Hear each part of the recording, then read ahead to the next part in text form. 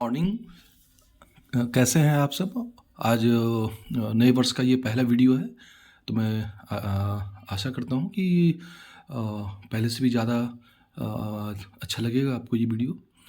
देखिए, आज की जनसत्ता की जो हेडिंग्स है, तो इसमें आपके काम का कौन सा है? जीएसटी रेवेन्यू वह बढ़कर कितना हो गया है? 1.5 लाख करोड़ रुपए हो गए हैं।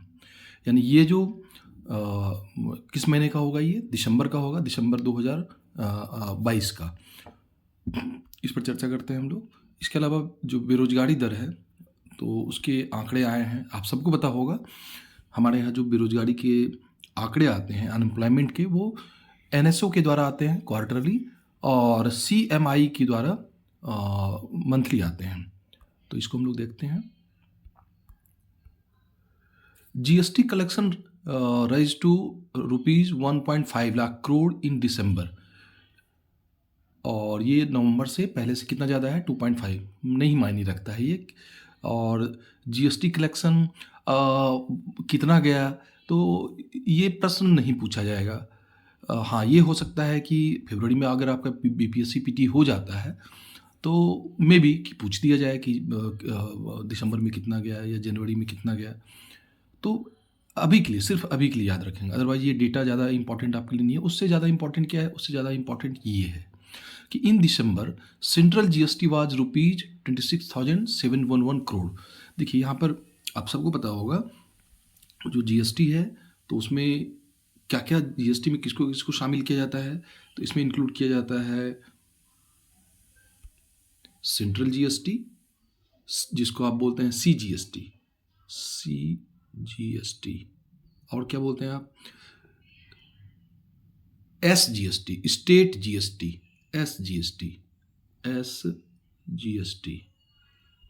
यानी कि जो सीजीएसटी है वो सेंट्रल गवर्नमेंट के पास जाएगा, एसजीएसटी स्टेट गवर्नमेंट के पास रहेगा।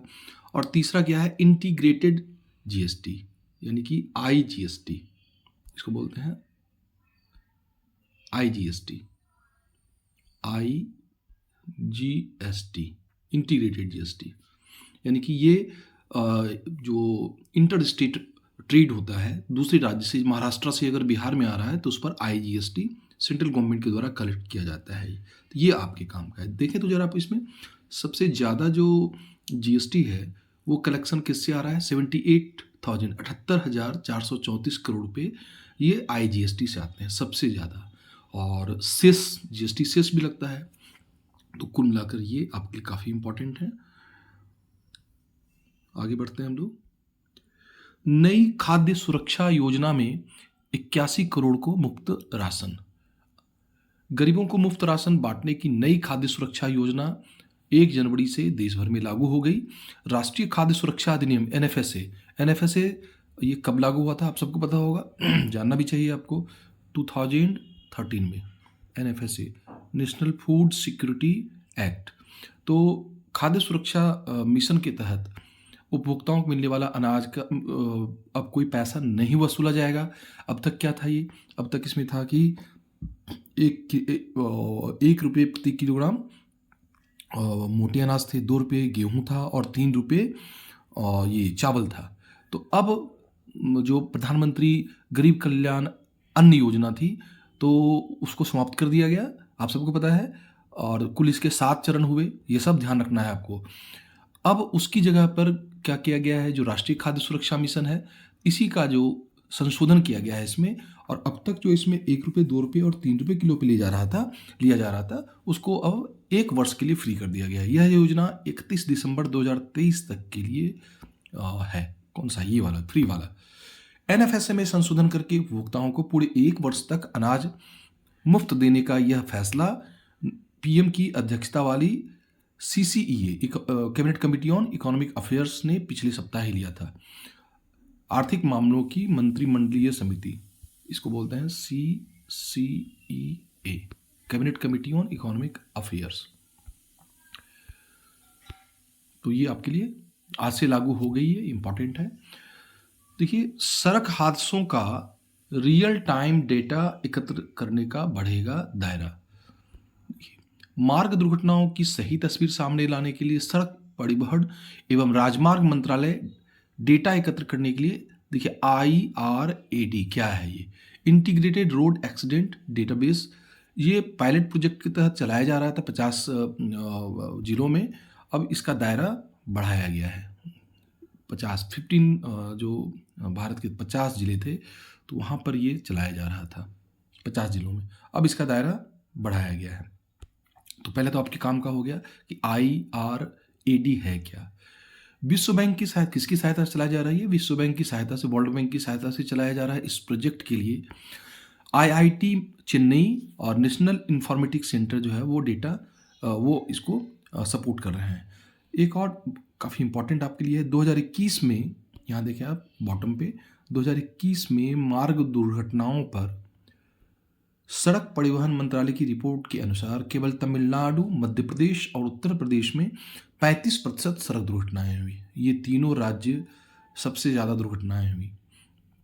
ये भी आपके काम का है, इसको नोट कर लेंगे आप।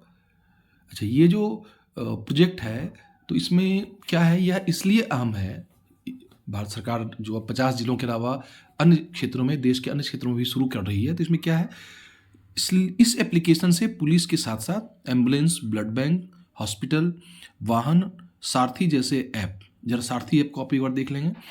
NHI नेशनल हाईवे, जो NHI national highway authority of India है, PWD, कोर्ट, यहाँ तक कि बीमा कंपनियां भी जुड़ जाती हैं ना। तो ये बहुत अच्छा इनिशिएटिव है।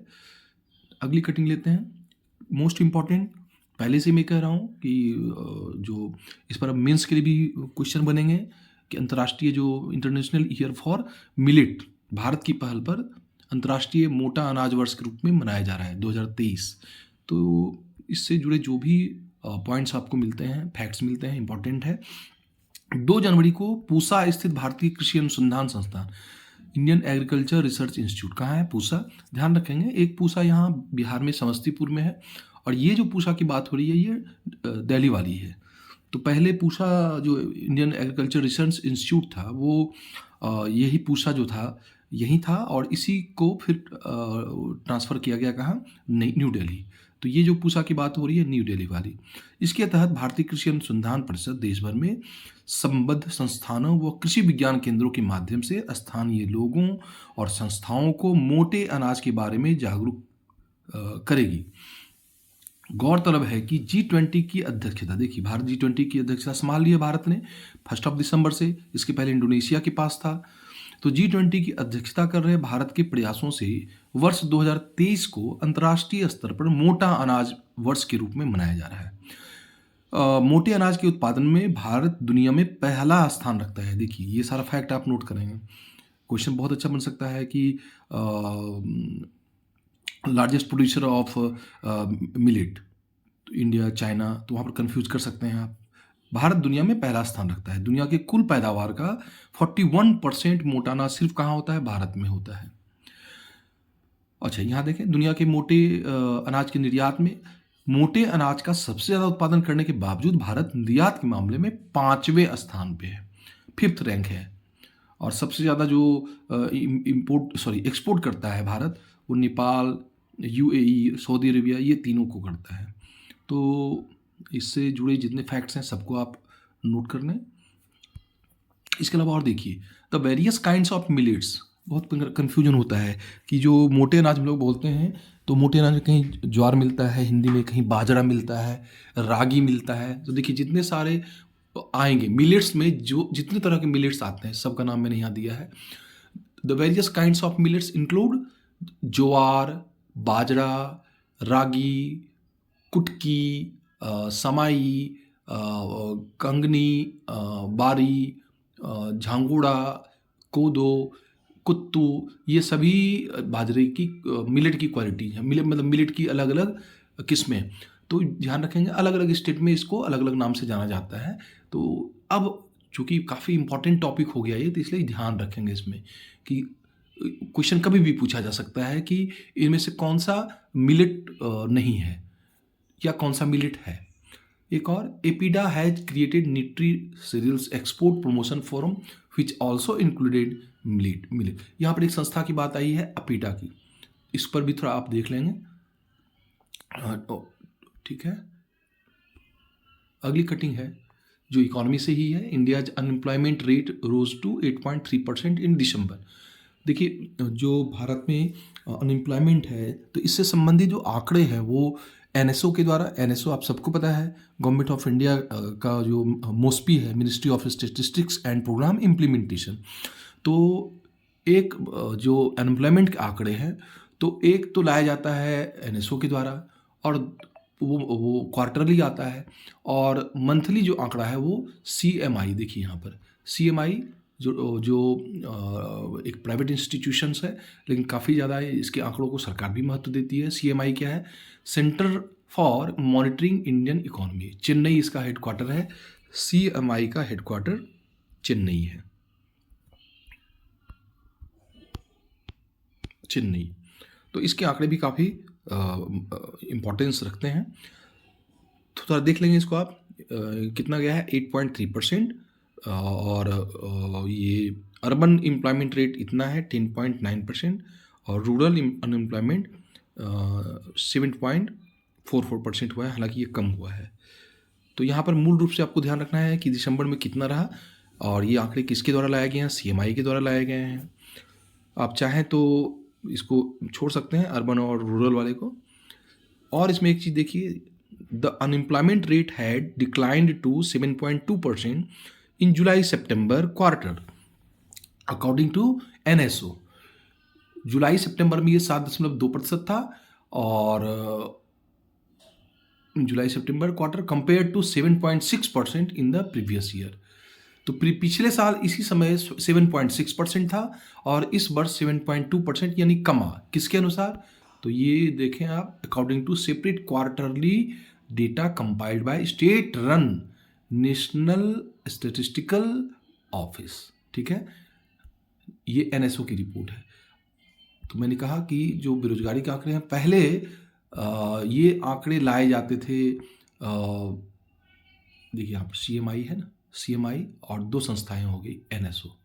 सीएमआई प्राइवेट इंस्टीट्यूशन हो गया, एनएसओ गवर्नमेंट की हो गई, और ये दोनों आंकड़ा लाती है, और सीएमआई के द्वारा मंथली और एनएसओ के द्वारा क्वार्टरली लाए जाते हैं ये आंकड़े।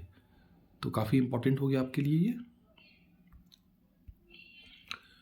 न्यू दिल्ली, अगली कटिंग है। In another step towards digitalisation of the judiciary, the supreme court will launch on Monday a project which will provide free access to official law reports of its verdict to law students, lawyers and general public।